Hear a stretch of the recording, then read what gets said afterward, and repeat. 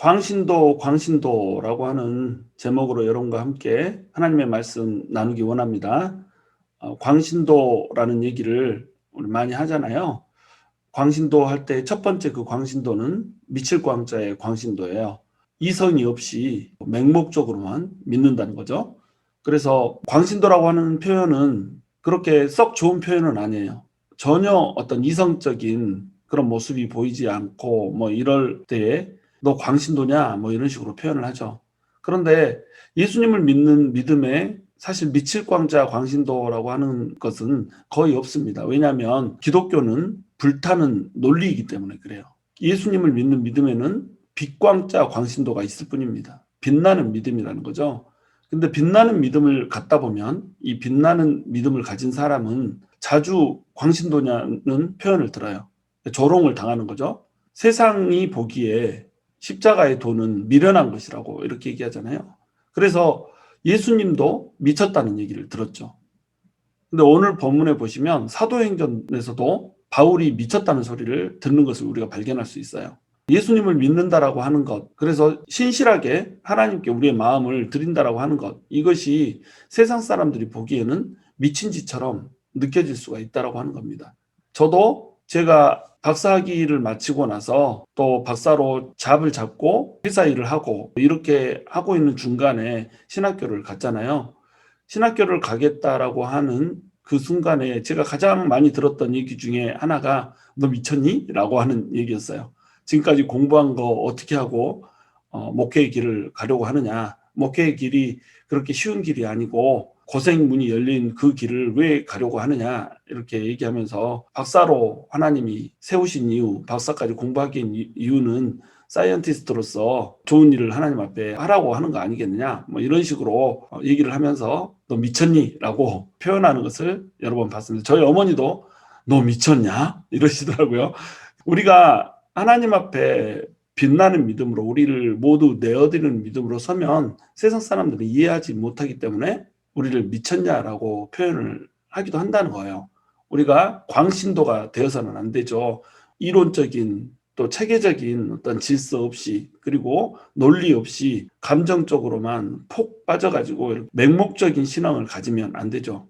그러나 우리가 예수 그리스도에게 우리의 모든 것을 드리고 또 예수 그리스도께서 우리에게 해주신 그 사랑이 있고 감격이 있기 때문에 우리의 삶을 예수님께 바칠 수 있다라고 하는 것. 그래서 그 빛나는 믿음을 갖는다라고 한다면 그 빛나는 믿음 때문에 적어도 사람들에게 너 미쳤구나라고 하는 소리를 한 번쯤은 들을 수 있어야 된다라고 하는 거죠. 24절에 보면 바울이 이같이 변명하며 베스도가 크게 소리내어 이르되 바울아 내가 미쳤도다 내 많은 학문이 너를 미치게 한다 하니 이렇게 얘기하고 있죠. 베스도가 바울을 미쳤다라고 얘기하고 있어요. 그리고 내 많은 학문이 너를 미치게 한다 이렇게 얘기하고 있습니다. 베스도는 바울이 공부를 많이 한 사람이라는 걸 알아요. 바울이 길리기아 다소 출신이잖아요. 길리기아 다소 출신이라고 하는 그 얘기 하나로만 해도 바울이 많이 배운 사람이다라고 하는 것을 짐작하게 할 수가 있어요. 다소가 로마 시대에 로마 전체 제국의 3대 교육 도시 중에 하나였잖아요. 알렉산드리아, 아테네 이렇게 세 장소가 3대 교육 중심지였단 말이죠. 뭔가 좀 공부하고 싶다 하면은 그쪽으로 가게 해서 공부를 배우게 하는 이런 곳이 바로 길리기아 다소였단 말이죠. 그 길리기아 다소 출신인데다가 헬라 철학에도 능하죠. 헬라어, 로마어, 히브리어 뭐 못하는 말이 없죠. 유대교에도 정통하죠. 말만 하면 잘잘잘잘 흘러나오는 달변이죠. 그러니까 너무나도 학문이 많은 거예요. 근데 이 학문이 너무 많은데 말하는 걸 자세히 보니까 자기는 듣지도 보지도 못한 얘기를 하는 거예요. 예수님이라고 하는 사람이 성경에 기록된 대로 고난을 받고 죽었다가 살아났다는 거예요. 죽었다가 살아난 그 예수 그리스도가 마침내 다시 와서 예수를 믿는 모든 사람들도 살린다는 거예요. 그럼 우리는 죽었다가 살아난다는 뜻이잖아요. 사람이 죽었다가 살아난다고 하는 것은 베스토에게 있어서는 미친 소리였던 겁니다. 헛소리였다는 거예요. 왜냐하면 믿을 수 없는 얘기를 하니까 그런 걸 어떻게 믿냐? 이런 식으로 나오는 거죠. 또한 예수 그리스도를 믿는 그 믿음 때문에 사도 바울은 지금 쇠사슬에 묶여 있잖아요. 쇠사슬에 묶여 있는 채로 그 좋은 학문과 그 좋은 머리를 예수님을 위해서 바치고 있는 이런 모습으로 서 있잖아요. 이 사람 말하는 것을 보면 죄를 지을 만한 것이 하나도 없고 쇠고랑에 묶일 만한 이런 것이 전혀 없는데, 이 사람 쇠고랑에 묶여가지고 지금 남들보다 훨씬 더 떵떵거리고 잘 살 수 있고, 남들보다 훨씬 더 다른 사람 위에 서서 탁월하게 이 세상을 살아갈 수 있는데, 이 사람이 그렇게 살지 못하고 자기의 무덤을 자기가 파고 있는 이런 모습을 볼 수가 있는 겁니다. 그러니까 베스도의 입장에서는 바울이 미쳤다라고 볼 수밖에 없는 것이죠. 바울이 하는 모든 내용을 베스도는 결코 이해할 수가 없었어요. 왜냐하면 그는 이방인이었기 때문에. 그러나 이방인이라고 해서 이 모든 말씀을 이해하지 못하는 것은 아니에요. 구브로섬의 총독인 총독 서기오를 기억하잖아요. 이 서기오는 다른 사람들에게 복음을 전하고 있는 바울의 모습을 보고 굉장한 호기심을 갖잖아요. 그리고 영적인 관심을 깊이 갖는단 말이에요. 그래서 바울을 불러다가 일부러 복음을 전하게 해서 복음을 듣잖아요. 마음이 열려 있으면 이방인이라고 한다 할지라도 그 믿음이 미친 믿음이 아니라 이것이 진짜이겠구나, 정말로 받아들일 수밖에 없는 진리구나라고 하는 것을 받아들인단 말이죠. 근데 마음이 닫혀 있으면, 그리고 세상의 이성, 논리 이런 것으로만 생각을 하면 예수 그리스도를 받아들이기 힘들다는 겁니다. 그러니까 베스도가 말을 멈춘 거예요. 크게 소리내서 이르되 바울아 내가 미쳤도다, 그만 말하라 이거죠. 근데 바울은 이미 할 말을 다 했죠. 자기 간증을 다 했고, 예수 그리스도가 죽은 자 가운데서 살아났고 부활의 능력이 예수를 믿는 모든 사람에게도 임하게 될 것이라고 하는 거. 그래서 우리도 마지막 날에 살아나서 하나님 나라에 들어가게 될 것이라고 하는 것, 이것을 다 얘기했어요. 25절 바울이 이르되 베스도가 가여 내가 미친 것이 아니요 참되고 온전한 말을 하나이다. 미치지 않았다는 거죠. 그리고 내가 지금 온전한 정신으로 말하고 내가 말하고 있는 것이 진리다 이거죠. 그러니까 내 말을 믿어야 된다 이렇게 얘기하고 있죠. 그러나 베스도가 결코 복음을 받아들일 수 없다라고 하는 그것을 보고 관심의 초점을 베스도에서 이제 아그리빠한테로 딱 옮기죠. 우리가 여러 명에게 복음을 전하고 있다 이럴 때 어떤 사람은 막 딴지를 걸고 막 이런 사람이 있고, 어떤 사람은 말을 막 들으려고 하는 사람이 있거든요. 그럼 딴지를 거는 사람에게 집중할 필요 없는 겁니다. 말을 들을 만한 사람에게 집중해서 얘기하면 되는 거예요. 딴지 거는 사람 딱 무시해서 잘라버리고 지금 현재 가장 잘 말을 들을 수 있는 법한 그 사람에게 집중하는 거예요. 이걸 선택과 집중이라고 그러는 거거든요. 전도 대상자가 여러 명이 있다. 누구부터 전도할 것인가? 마음이 닫혀있고 말을 해도 절대 먹히지 않는 사람, 이 사람은 일단 우선순위에서 밀리는 거예요. 지금 현재 가장 예수님을 잘 믿을 법한 사람, 마음이 가장 많이 열려있는 사람, 이 사람부터 해결해 나가는 겁니다. 그래야지 쉬워지는 거예요. 그래서 바울은 아그리빠 왕에게 초점을 돌립니다. 26절 왕께서는 이 일을 아시기로 내가 왕께 담대히 말하노니 이 일이 하나라도 아시지 못함이 없는 줄 믿나이다. 이 일은 한쪽 구석에서 행할 것이 아니니이다. 예수님이 죽었다가 살아났다라고 하는 것은 한쪽 구석에서 은밀하게 행해진 것이 아니에요. 어디 시골 구덩이에서 행해진 게 아니고 예루살렘 한복판에서 행해진 일이었어요. 예수님이 십자가에서 못 박혀 죽는 모습은 200만 명이 몰려드는 그 인파가 있는 6월절에 일어났잖아요. 6월절이 되면 예루살렘에 사람들이 몰려드는데 이스라엘 전역에서 사람들이 몰려들고 순례객들이 유럽 전역에서 또 아시아 전역에서 몰려든단 말이에요. 흩어져 있는 모든 사람들이 모여들어서 6월절에 예배를 드리기 위해서 모여든단 말이에요. 인파가 200만 이렇게 된단 말이죠. 이렇게 많은 사람들이 몰려든 그 인파들이 있는 데서 예수님이 십자가에 못 박혀 죽으셨다는 겁니다. 모든 사람들이 보는 앞에서 예루살렘 한복판에서 십자가에 못 박혀서 죽으셨다는 거예요. 그리고 예수님이 무덤에 안치됐다는 것도 대부분의 사람들은 알고 있죠. 그런데 불과 예수님이 죽으신 지 3일 만에 예수님의 무덤이 비어있다라고 하는 소문이 나기 시작하는 겁니다. 그리고 50일 정도 지났더니 갑자기 사람들이 죽었던 예수님이 살아났다는 그런 소식을 막 전파하기 시작하는 거예요. 부활의 소식이 막 전해지기 시작하는 겁니다. 이것은 한쪽 구덩이에서 일어난 게 아니라는 거죠. 예루살렘 한복판에서 이루어졌다는 거죠. 그러니까 예수님의 부활은 모든 사람이 들은 얘기라는 거예요. 예루살렘에 있는 사람들, 또 이스라엘에 있는 사람들이라고 하면은 모든 사람들이 들은 얘기라고 하는 거예요. 그리고 예수님의 부활을 목격한 사람이 무려 500명이나 됐잖아요. 500명이란 사람은 예수님이 죽었다가 살아났다라고 하는 사실을 눈으로 봐버렸단 말이죠. 그러니까 눈으로 본 사람들이 난 진짜 봤어 이렇게 얘기하는 상황이 펼쳐지고 있고, 예수님께서 죽었다가 살아났다라고 하는 것을 성령님의 충만함으로 증명을 해버렸잖아요. 그래서 예수님이 했던 그 공생의 사역 때에 모든 사역들 치유하고 회복시켰던, 병을 고치고 귀신을 쫓았던 그 사역들이 사도들을 통해서 그대로 이루어지고 있단 말이죠. 한쪽 귀퉁이에서 이루어진 것이 아니라 눈앞에서 그 일들이 그대로 이루어지고 있다는 거죠. 그러니까 불과 몇 년 만에 120문도에서부터 시작된 복음의 역사가 수만 명이 이르게 되는 이런 결과를 초래했잖아요.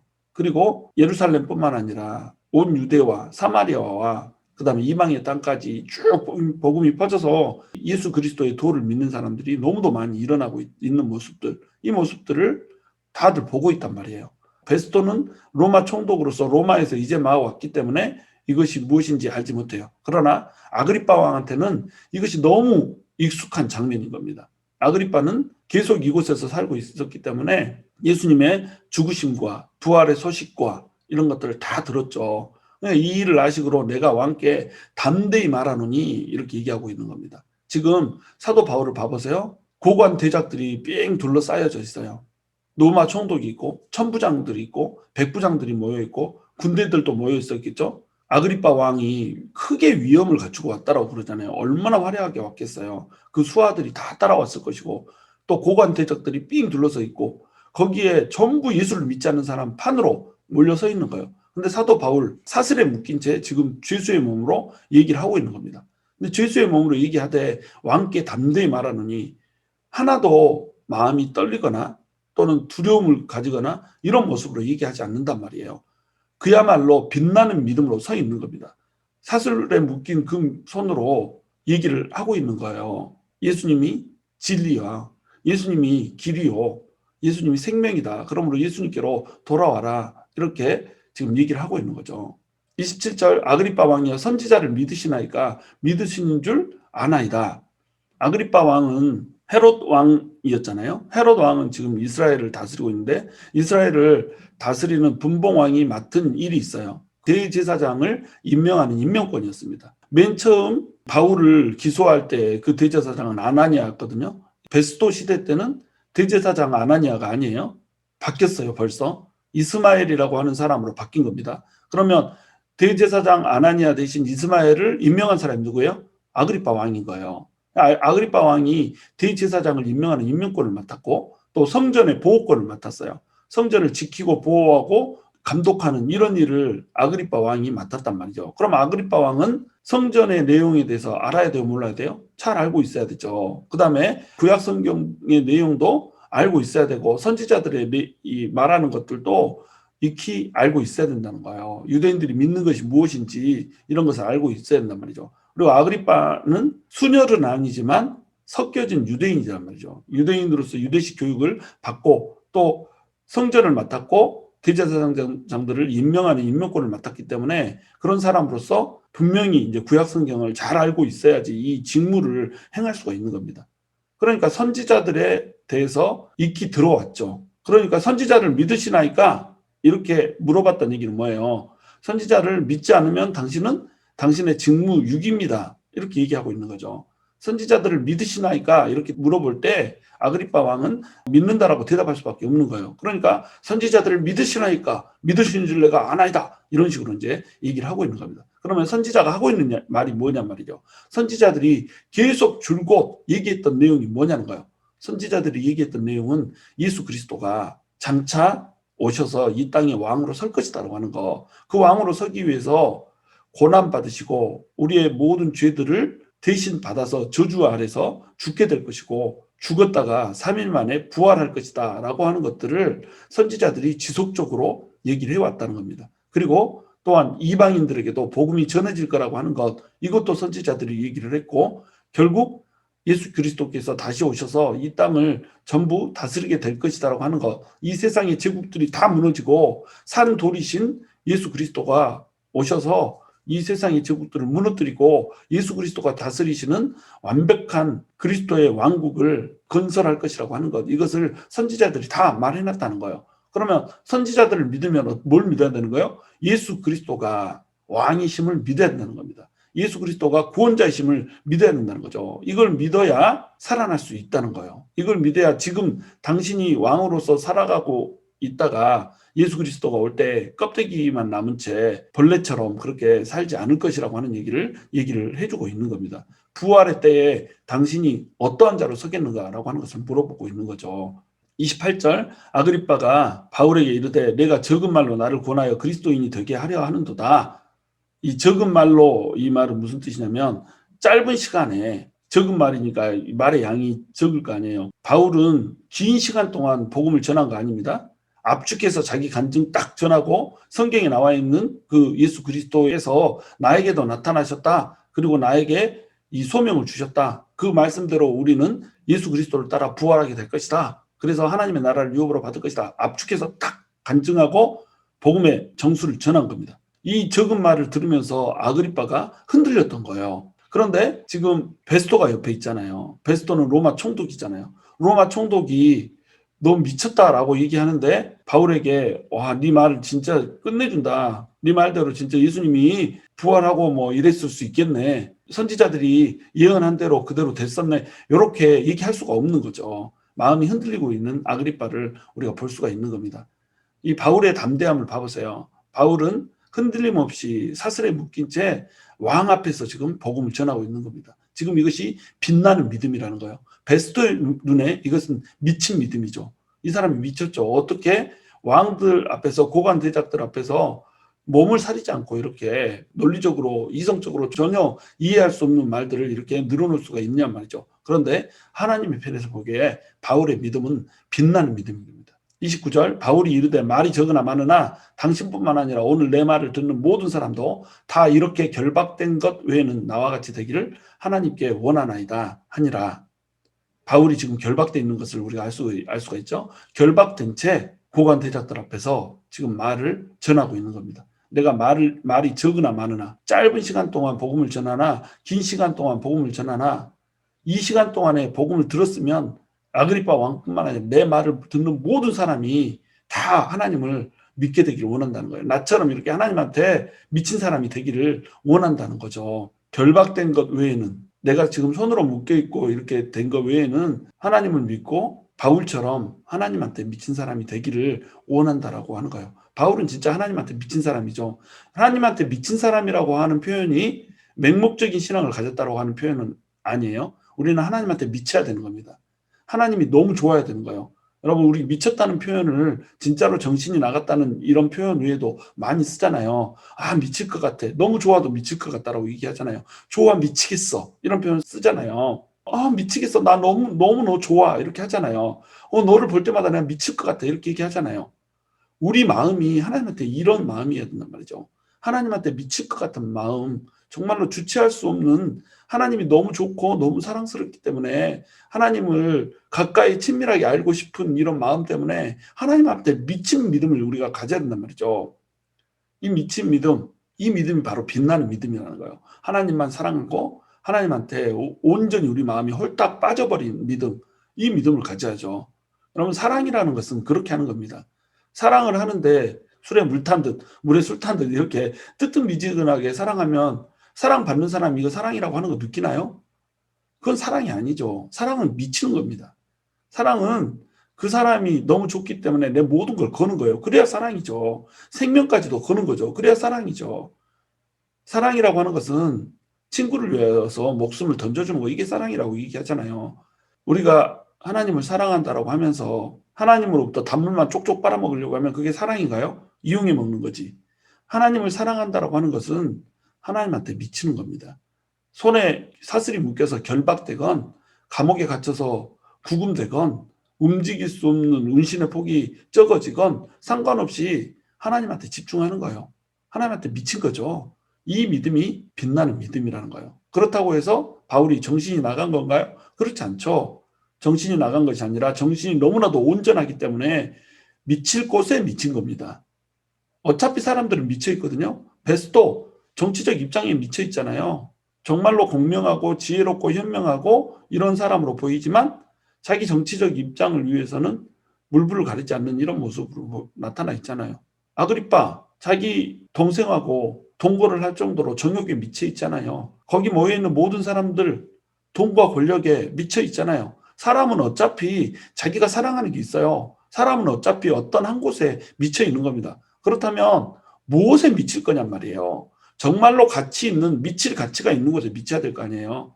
우리 세상만 봐도 그래요. 어떤 사람은 자기 취미 생활에 미쳐 있어요. 어떤 사람은 뭐 꽃에 미쳐 있고, 어떤 사람은 만화, 잡지 이런 거 모으는 것에 미쳐 있고, 또 어떤 사람은 돈에 미쳐 있고, 어떤 사람은 자식에 미쳐 있고, 사람들이 다 미쳐서 자기가 좋아하는 거, 자기가 집중하는 거 이렇게 한단 말이죠. 어떤 사람은 외모에 미쳐가지고 성형만 한 100번 한 사람도 있고 막 이렇잖아요. 왜 이렇게 할까요? 자기가 사랑하고 가치를 두는 것이 사람마다 다 있는 겁니다. 모든 사람은 미쳤어요. 자기가 원하는 한 가지에.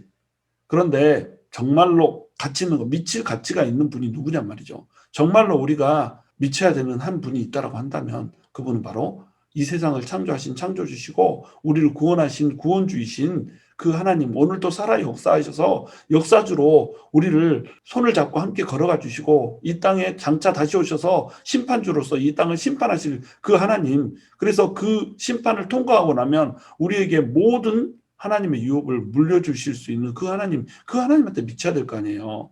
미쳐야 될 대상을 명확히 하라는 거죠. 그래야 빛나는 믿음이 된다는 거죠. 30절, 왕과 총독과 번이게와 그 함께 앉은 사람들이 다 일어나서 물러가 서로 말하되 이 사람은 사형이나 결박을 당할 만한 행위가 없다 하더라. 이미 바울의 무죄함은 천부장 루시아를 통해서 증명이 됐죠. 또 베스토를 통하여서도 무죄하다라는 이야기를 했죠. 그리고 이제 결국 아그리빠도 결박을 당할 만한 행위가 없다, 무죄하다라고 하는 것을 지금 얘기를 하고 있는 겁니다. 왕과 총독과 번이게 모든 사람이 다 일어났고 그 고관 대작들도 다 일어나서 한 곳에 가가지고 이제 회의를 하는 겁니다. 서로 말하면서 누구 한 사람도 이 사람은 죄가 있다라고 얘기하지 않고 죄가 없다라고 얘기하는 겁니다. 베스토는 자기가 유대인들의 사정을 잘 몰라서 이 사람의 죄를 밝히지 못하나 이렇게 오해를 했어요. 정치적으로 봤을 때는 전혀 죄가 없다라고 하는 것을 베스토는 알았어요. 그런데 종교적으로 혹시 무슨 문제가 있는가라고 하는 것을 이 사람은 알 길이 없었죠. 그런데 이제 유대교에 능통한 사람들이 이제 왔죠. 아그리빠를 비롯하여서 고관 대작들, 유대인들이었겠죠. 그 사람들이 모여서 다 이 얘기를 듣고 보니까 종교적으로 문제될 게 없는 거예요. 그래서 아그리빠가 이제 얘기합니다. 이 아그리빠가 베스토에게 이르되 이 사람이 만일 가이사에게 상소하지 아니하였더라면 석방될 수 있을 뻔하였다. 종교적으로도 정치적으로도 전혀 흠을 잡을 곳이 없는 거예요. 그런데 가이사에게 지금 상소를 해버린 상태잖아요. 베스토가 가이사에게 상소를 할 수밖에 없는 상황으로 지금 몰고 갔죠. 자기 정치적 입장을 지키기 위해서 예루살렘에서 재판을 다시 한번 받을래? 라고 이제 운을 띄우는 바람에 사도 바울이 가이사에게 상소를 해버렸다는 거죠. 그러니까 지금 무죄 방면돼야 되는데 지금 풀려나야 되는데 풀려나지를 못하는 겁니다. 왜? 가이사한테 상소를 해버렸거든요. 무조건 로마에 가야 되거든요. 지금 석방될 수 있었을 뻔했는데 석방되지 못해서 안타까워하고 있는 모습을 우리가 볼 수 있는 겁니다. 그런데 바울이 안타까워했을까요? 바울이 이 사실 보면서 진작 아그리빠가 왔으면 내가 석방될 수 있었을 텐데 아깝이 막 이러고 있었을까요? 그렇지 않단 말이죠. 바울은 정확히 자기의 꿈이 로마도 보아야 하리라, 이것이 꿈이었어요. 자기 비전이었어요. 그러니까 다른 사람들은 석방되지 못한 것을 안타까워하는데 바울은 어때요? 로마에 갈 수 있는 것으로 인해서 기뻐하는 겁니다. 미친 거 아니에요? 이것을 세상 사람들이 보기에는 미쳤다라고 얘기하는 거예요. 그러나 우리 그리스도인들이 보기에는 이것은 빛난다라고 얘기하는 겁니다. 우리가 빛나는 믿음을 가졌으면 좋겠어요. 하나님이 우리를 보시기에 와, 네 믿음이 정말 순금처럼 번떡번떡 빛난다, 이렇게 했으면 좋겠어요. 우리 믿음이 구리 같은 믿음이 되면 안 되잖아요. 빛나지도 않고 그냥 힘이 티티하니 이런 믿음이 되면 안 된다는 거죠. 믿음이 빛나야죠. 번떡번떡 광이 나야죠. 금처럼. 그래서 믿음을 금으로 얘기하잖아요. 불순물이 섞이지 않은 순금, 이 불순물이 섞여 있는 금을 순금으로 만들기 위해서 하나님이 용광로에다 우리를 집어넣고 녹이시잖아요. 녹이고 나서 불순물이 빠지고 나면, 불순물이 다 타서 없어지고 나면 우리 믿음이 순금처럼 정화가 되잖아요. 하나님이 원하시는 믿음은 순금 같은 믿음이라는 거죠. 세상 것 바로 보지 않고 다른 것에 미치지 않고 하나님만 바라보면서 하나님 한 분에게 미친 믿음, 이 믿음을 보는 거예요. 이 믿음을 가질 때 우리 믿음이 번떡번떡 빛나는 겁니다. 하나님의 눈에 빛나는 믿음. 그러나 세상 사람들의 눈에 보기에는 한 번쯤 와, 미쳤다라고 하는 느낌을 줄 수 있는 믿음, 이 믿음 가져야죠. 우리가 하나님 앞에 우리의 모든 것을 헌신하잖아요. 열심히 배우고 다 공부 다 마치고 막 이랬는데 목회자 되겠다고 헌신하잖아요. 얼마 전에 어떤 목사님한테서 저한테 전화가 왔어요. 저를 어떻게 아셨는지 저를 막 칭찬을 하시더라고요. 그러더니 예수 믿기 전에는 뭐 하셨냐고 물어보더라고요. 그래서 제가 공부한 내력들을 쭉 얘기했죠. 그래서 서울대에서 이제 석사를 했다 이 얘기를 하다가 쭉 했더니 그분이 하는 말씀이 있어요. 목사님들 중에 서울대 출신이 너무 많다. 그분들이 자기의 공부한 뭐 이런 거 다 던지고 하나님한테 헌신해서 이렇게 살고 있는 모습들이 참 보기 좋다. 막 이렇게 얘기를 하는 거예요. 그러면서 저한테 절대 지금 하고 있는 잡을 놓지 말아라. 잡을 가지면서 하나님의 일을 하는 거 이거 사도 바울처럼 이렇게 섬길 수 있는 좋은 거이기 때문에 뭐 하지 말아요. 뭐 이런 식으로 얘기를 해주는 거예요. 자, 그러면 여러분 그 많은 목사님들이 서울대를 다니다가 뭐 출세할 수 있고 성공할 수 있죠. 그런데 왜 목회자의 길을 걸었을까요? 하나님한테 미친 거예요. 세상 사람들 보기에는 이거 미친 겁니다. 하버드 출신 목회자들이 얼마나 많은 줄 아세요? 하버드까지 공부하고 나서 왜 목회의 길을 갑니까? 미칠 만한 가치가 있거든요. 하나님이 미칠 만한 가치가 있는 거예요. 그러니까 세상적으로 성공할 수 있고 출세할 수 있고 뭐 이러는데 그 길을 포기하는 겁니다. 돈으로만 봐도 레벨 차이가 확 나잖아요. 20만 불, 25만 불, 30만 불 받을 수 있는 사람들이 5만 불, 6만 불 받고 목회자 길 가더란 말이에요. 세상 사람들 보기엔 미쳤죠. 그렇게 많은 지식, 학문 다 채워놓고 그렇게 많이 돈 벌 수 있는 거 전부 다 버려두고 왜 그 길을 가려고 하느냐. PCIGA 설립하신 김광식 목사님 분 있잖아요. 그분 1년에 100만 불씩 벌던 분이에요. 그런데 그 자 포기하고 목회자의 길 가잖아요. 그리고 자기가 갖고 있던 모든 재산 다 팔아가지고 하나님한테 바치고 목회자의 길 갔거든요. 아니 재산을 뭐하러 팔게요. 그거 갖고 그냥 가면 안 되나요? 근데 그 재산 다 팔고 하나님한테 드리고 목회자의 길 가더란 말이죠. 사람들이 그 목사님 광신이라고 불렀다는 걸 미칠 광자, 광신, 미친 믿음이라 이렇게. 그런데 그것이 세상 사람들이 보기에는 미친 믿음이지만 하나님이 보시기에는 빛나는 믿음이라는 거죠. 우리가 그 빛나는 믿음을 가질 수 있었으면 좋겠어요. 세상 사람들은 도무지 이해할 수 없는 믿음. 그러나 하나님 편에서 봤을 때는 네 믿음이 너무 빛난다. 내가 너무 좋다. 너 때문에 내가 인생을 창조한 보람을 느낀다. 하나님한테 우리가 이런 믿음 한번 보여줄 수 있으면 얼마나 좋겠어요? 저와 여러분이 하나님께 홀딱 빠져서 하나님 앞에서 빛나는 믿음을 가질 수 있게 되기를. 그래서 인생에 한 번 정도는 세상 사람들로부터 미친 믿음을 가진 사람이다라고 하는 얘기를 들을 수 있게 되기를 주님의 이름으로 축원합니다.